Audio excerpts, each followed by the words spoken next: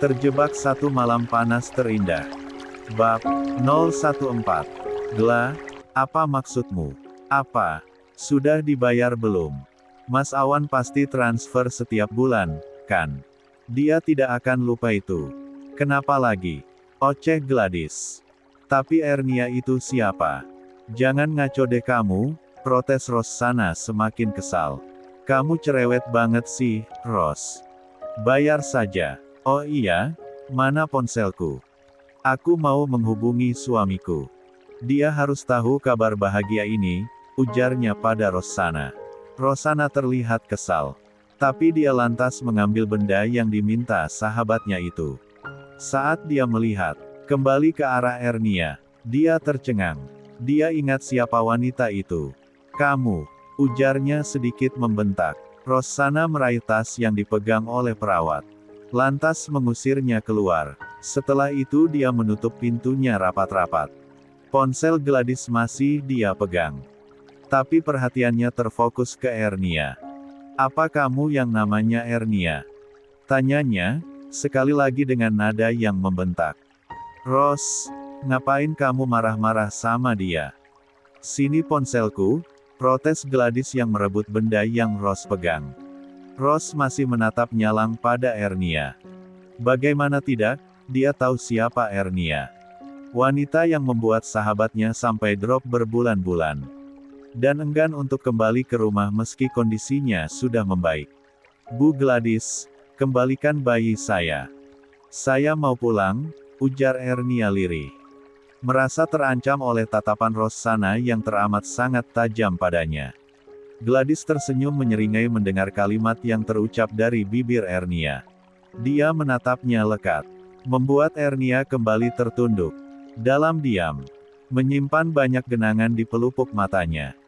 Seharusnya aku tidak melahirkan di rumah sakit ini. Ah, kenapa Reno kemarin membawaku kemari, coba. Duh, bagaimana ini? Aku tidak mau bertemu Mas Awan lagi. Tidak mau? Hatinya menangis terseduh. Sebentar ya. Kita tunggu Mas Awan datang. Aku telpon dulu dia. Gladys tak menghiraukan gemetar tubuh Ernia yang ketakutan. Rossana melipat tangannya menatap nyalang Ernia. Tak mempedulikan tubuh wanita itu yang mulai berguncang perlahan. Sembari tangannya terus mengusap wajahnya. Mas, ke rumah sakit ya. Aku tunggu sekarang. Gladys berbicara sekejap, lantas mematikan sambungan teleponnya. Juga menonaktifkan ponselnya. Ernia mengangkat wajahnya yang kini basah dengan mata yang memerah. Dia menatap lekat Gladys. Dan dia mendekat lalu mengambil bayinya. Tapi, Gladys dengan cepat menghindar. Bu, berikan bayiku. Aku mau pulang, tolong, mohon Ernia. Sabar ya Ernia, kita tunggu ayah bayi ini datang. Benar, kan? Ini anak Mas Awan. Tolong, Bu, berikan bayi itu, pintanya sekali lagi. Tapi, meski memohon Gladys tak juga menyerahkan bayi Ernia. Dia tersenyum sumringah menggendong bayi yang terlelap itu. Bu, saya akan pergi jauh. Sungguh, saya tidak akan mengganggu keluarga ibu dan Pak Awan. Demi Tuhan, saya janji. Tolong berikan saja bayinya. Saya mau bayi itu, mohon Ernia sekali lagi. Gela, sudahlah. Berikan saja. Toh dia akan pergi membawa bayi itu. Untuk apa kamu repot-repot begitu? Kamu bisa nyaman tinggal sama suami kamu, kan? Sanggah Rossana yang membenarkan kalimat Ernia. Diam kamu, Ros. Berisik. Sentak Gladys. Yang tak henti menciumi wajah bayi yang digendong. Ponsel Ros berdering. Dia gegas menyambung panggilan masuk itu. Lurus saja, ada ruangan anyelir VVIP, masuk saja. Ruangan itu cuma satu, ujarnya. Tak lama, ceklek. Pintu ruangan itu terbuka. Ernia terdiam, sementara Gladys tersenyum lebar menyambut sosok yang sedang mereka tunggu. Kalian, gumam Awan dengan wajah tercengang. Awan menatap Ernia lekat. Darahnya berdesir, melihat tubuhnya yang sudah mengecil. Dengan wajah basah air mata. Lalu dia beralih menatap Gladys yang mendekap seorang bayi dengan lembut. Tapi tubuhnya sangat kurus dan pucat. "Gla, apa yang terjadi? Kamu, kenapa, Mas? Kamu terkejut melihatku di sini, bersama wanita simpananmu?" "Iya," ucap Gladys dengan tatapan sinisnya, serta seringai di wajahnya. "Aku bukan simpanannya. Kau harus tahu itu." Pekik Ernia menyela cepat. Dia terus mengusap wajahnya, menggunakan lengan tangannya. Gladys tergelak, sementara Rose masih berdiri menyandar dinding dekat jendela. Dia tak mungkin meninggalkan Gladys sendirian. Apalagi saat ini kondisinya memang sedang tidak baik-baik saja. "Gla, apa yang dikatakan Ernia benar," sangga Awan, membenarkan kalimat yang Ernia ucapkan. Gladys semakin tergelak. Dia sampai membungkuk sebab terbahak. Tatapannya nyalang ke arah suaminya lalu Ernia. Dia lantas menampakkan kebencian pada bayi mungil yang ada dalam dekapannya. Jadi kalian mau menutupinya dariku?" "Iya. Lalu apa arti bayi ini?" "Hah? Katakan," jeritnya lantang. Dengan mata yang menyala-nyala, Ernia mendekati Gladys, dia ingin merebut bayinya. Dan pergi menjauh. Sejauh-jauhnya hingga tak akan lagi bertemu dengan mereka. Tak peduli siapa ayahnya. Yang ia tahu, kini bayi itu adalah miliknya. "Kemarikan bayiku." Tapi Gladys mendorong kuat tubuh Ernia, hingga tubuhnya terpental dan menabrak. "Awan. Kamu baik-baik saja?" Lirih Awan panik. "Lepaskan. Jangan sentuh aku." Pekiknya menepis tangan Awan yang mengungkung tubuhnya. Pria itu terluka dengan sikap kasar Ernia. Di mana sikap manis Ernia yang dulu? Sungguh, dia kehilangan sosok itu. "Kamu boleh pergi, Ernia Kusumaningrum. Bayi ini akan menjadi milikku. Sebab dia memang darah daging suamiku." "Iya, kan? Jadi, anggap saja suamiku menitipkan benihnya dalam rahimmu." Dengan santai, Gladys mengucapkannya. Tubuh Ernia menggigil.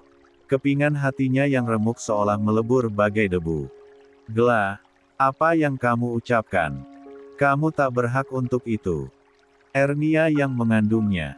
Kenapa kamu selalu egois seperti ini, Gla?" "Berikan bayi itu padanya," ujar Awan sengit. "Kenapa Mas? Kamu menikahinya hanya secara siri, kan? Apa egoisku coba? Kalian menikah tanpa persetujuan dariku. Kau mengkhianati pernikahan kita. Kau harus sadar itu." Cecar Gladys. "Tidak.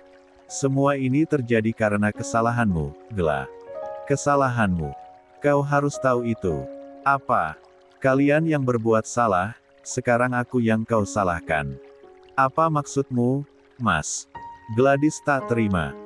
Dia yang merasa terhianati, tapi dia pula yang menjadi tersangka. Dia yang keganjenan. Mau saja sama pria beristri. Pekiknya seraya menunjuk lurus Ernia. Genggaman tangan Ernia mengepal kuat. Mendengar kalimat yang Gladys ucapkan, hatinya tercabik-cabik lara. Sementara Awan ikut murka. Dia mendekati Gladys dan berusaha merebut bayi Ernia dari tangannya. "Mas, jaga sikapmu. Kasihan Gladys. Kamu tidak tahu bagaimana tersiksanya dia menghadapi hidupnya." Pekik Rossana tiba-tiba ikut menyela ucapannya. "Jangan ikut campur. Bukan urusanmu, Ros." Sentak Awan dengan mata berkilat. "Jangan ambil. Bayi ini milikku." Kekeh Gladys terus mencoba memeluk bayi mungil itu. "Itu bayi Ernia, bukankah kamu selama ini menolak kehadiran bayi? Lantas sekarang kamu begini. Apa yang kamu tahu, Mas? Apa? Mana ada wanita bergelar istri yang tidak menginginkan memiliki anak, mana ada. Aku juga menginginkannya. Tapi, cakap Gladys dengan tubuh gemetar. "Mana buktinya? Kenapa kamu selalu meminum pil menyebalkan itu? Kalau saja Kak, diam. Iya, aku yang salah. Aku yang menolaknya, aku yang tidak mau. Sebab itu, sekarang aku mau bayi ini. Aku mau dia, Bayi lucu. Panggil aku bunda, panggil bunda sayang. Aku bundamu, racaunya, seraya menciumi bayi itu dengan gemas. Gela, serahkan bayi itu pada ibunya. Ernia yang berjuang menggendongnya selama ini. Kenapa kamu selalu egois? Kamu tidak adil, Gela. Apa maksudmu, Mas? Kenapa aku yang salah? Kenapa aku yang egois? Kalian yang menikah diam-diam. Sampai memiliki bayi. Lalu aku yang salah, iya. Awan meradang, rahangnya mengeras. Dia begitu menyayangi Gladys. Bahkan sangat mencintainya. Tapi sikapnya selalu egois dan sulit diatur. Semua sesuka hati dan maunya sendiri. Dia selalu mau menangnya sendiri. Begitulah Gladys di mata Awan. Terlepas dari semua kelemahan sang istri, Awan tetap mencintai dan menyayanginya sepenuh hati. Yang terjadi dengan Ernia adalah benar-benar sebuah kesalahan. Meski dia sempat terbuai. Sebab mungkin Gladys yang jarang bersamanya. Sikap manis dan wajah cantik Ernia memang sangatlah memesona. Wajar, jika Awan tertarik. Terkadang, sesuatu terjadi bukan hanya kebetulan. Tapi sebab ada kebutuhan yang mendesak yang tak ia dapatkan. Lantas kesempatan datang dan menghadirkan setan di antara mereka. Dan membuat celah semakin lebar dan membuat mereka larut dalam kenikmatan dosa. Gela, andai malam itu kamu datang. Semua ini tidak akan terjadi. Ini semua salahmu, yang mengingkari kata. Dan janji kamu. Aku menunggumu sampai larut. Tapi kamu tidak datang. Ungkap Awan, seraya mencoba mengambil bayi Kinan. Apa maksudmu, Mas? Janji apa? Sahut Gladys nyalang. Awan menghela nafasnya kasar. Bertolak pinggang dengan tatapan nanar. Sekilas, dia menatap Ernia yang tak henti menangis. Pilu sekali dia menatap wanita itu. Karena kesalahannya, dia harus semenderita itu. Sungguh, hati Awan terenyuh dan ikut sakit melihat Ernia. Ingin sekali dia memeluk erat tubuh yang berguncang itu. Menyalurkan energinya, dan berbisik, "Jangan sedih, aku ada bersamamu. Tolong, jangan pergi lagi." Tapi, siapa Awan? Bahkan Ernia selalu menolak ajakan menikah darinya. Ada tekad dalam hatinya. Akan membuat wanita yang telah melahirkan darah dagingnya itu bahagia, meski entah apa yang akan ia lakukan. Nanti. Sejenak, Awan menarik panjang nafasnya. Lantas membuangnya perlahan. Gela, kami belum menikah. Semua kejadian itu terjadi di atas kesadaran kami. Tapi, itu semua bukan kesengajaan yang kami lakukan. Aku yang salah masuk kamar. Iya, kamar di villa itu semuanya sama. Dan, saat aku masuk, ternyata kamar orang lain. Kamu janji malam itu akan datang. Aku pikir kamu datang sengaja memberiku kejutan dengan langsung masuk ke kamar. Apalagi kamu janji kita akan terus mencoba untuk promil. Bukan. Demi Tuhan, aku pikir dia itu kamu. Sebab itu aku melakukannya. Karena aku pikir dia kamu, Gela. Demi Tuhan. Jelas Awan panjang. Dengan terus mengulang kalimat bahwa memang dia berpikir menyetubuhi istrinya sendiri. Bukan orang lain. Meski saat itu memang keduanya merasakan perbedaan. Tapi buaian kenikmatan membuat mereka lupa. Hingga semuanya terjadi begitu saja. Tentu saja Ernia dan Awan tidak akan lupa. Bagaimana malunya mereka saat menyadari semua itu. Awan harus merasakan pukulan keras di rahang juga perutnya dari Riko. Lalu Ernia harus menjanda, bahkan sempat mendapatkan kekerasan fisik yang tanpa sengaja dari sang suami sebab dikuasai amarah.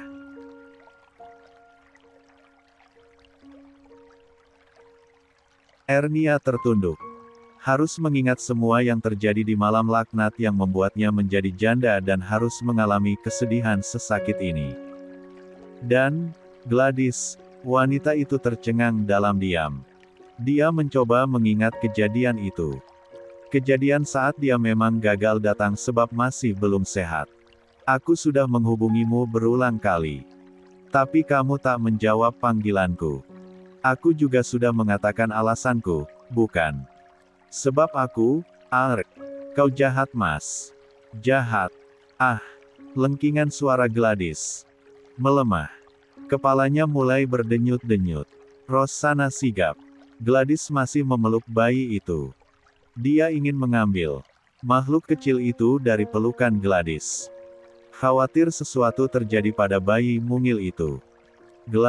Berikan bayi itu padaku. Kumohon, pinta Rosanna. No, I want it, Ros. Aku mau jadi ibunya, ibunya. Kepalaku.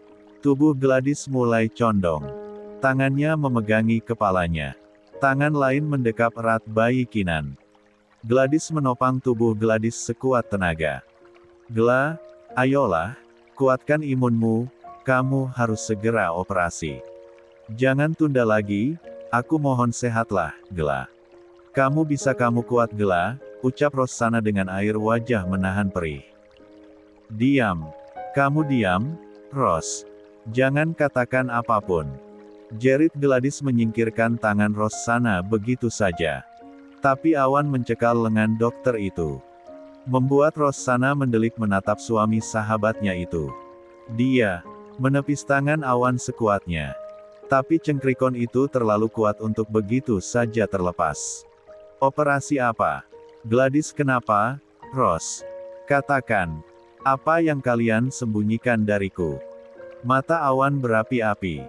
Ros, diamlah, atau aku akan membunuhmu. Kumohon, diam, lirih Gladys, yang tubuhnya sudah melemah. Gladys.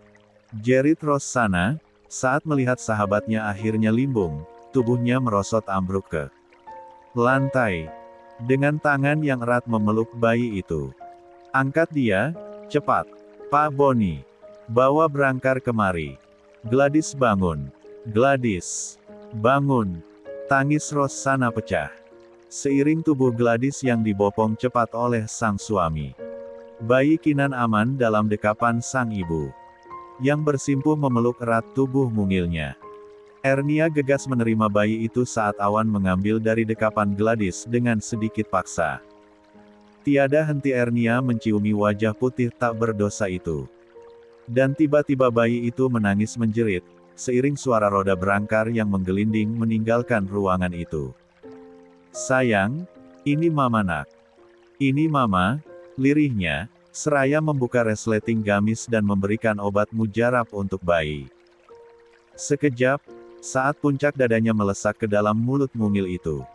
Sontak tangisnya menghilang. Tersisa isak dari dada sang ibu. Yang bersimpuh terduduk di lantai.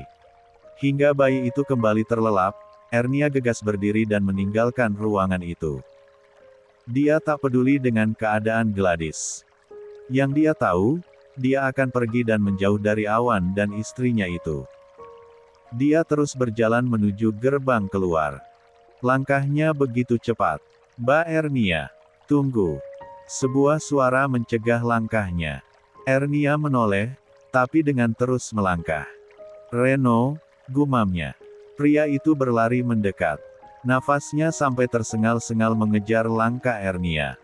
Ernia panik, dia terus menengok ke kanan dan ke kiri. Maaf, Mbak.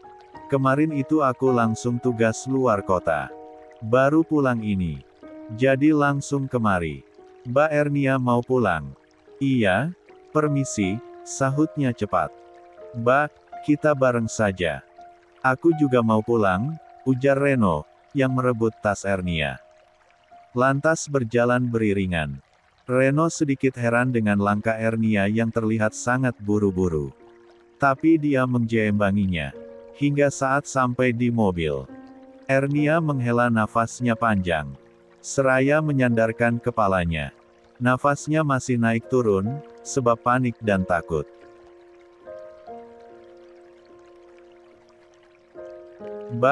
Mbak baik-baik saja, kan? Tanya Reno dengan mata menyipit. Terlihat khawatir. Iya, kenapa Mas? Jangan panggil Mas, Mbak. Aku lebih pantas jadi adik Mbak Ernia. Usia kita pasti sangat terpaut jauh. Aku suka dekat Mbak Ernia sebab ingat almarhum kakak saya, maaf. Pria itu menatap lurus jalanan. Sementara Ernia menatapnya lekat. Fokusnya sedang terbagi. Ada awan, yang terlihat begitu melindunginya. Lalu Gladys yang begitu berambisi dengan bayinya. Lantas penyakitnya, yang sepertinya sangat berbahaya. Saat melihat Dr. Rossana menangis saat Gladys terkulai tadi. Sekarang, Reno berkata dia seperti kakaknya. Dan enggan disapa Mas.